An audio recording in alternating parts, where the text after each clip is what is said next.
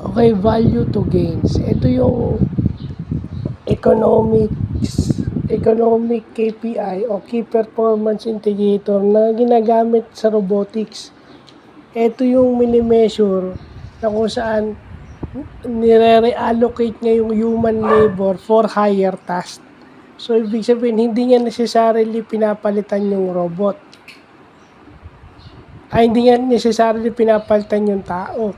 Nire-reallocate o inililipat yung tao sa mas higher task kasi yung task na gagawin niya kaya na ng robot yon. So, yun yung value to gains o yung VTG na tinatawag. A value of time gains. The value of time gains. Yun ang tawag. So, may ganun pala, no? So, ang formula nun is yung oras na nasi-save, hours save. I-multiply mo dun sa average human labor rate o yung sa sweldo ng tao plus yung overhead. No?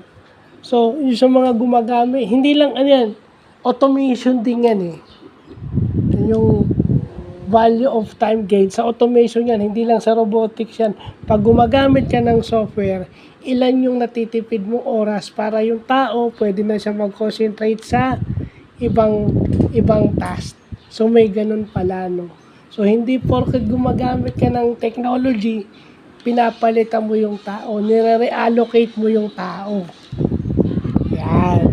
So, yan yung magandang naiintindihan natin. Ano? Maswerte na tututunan natin yan.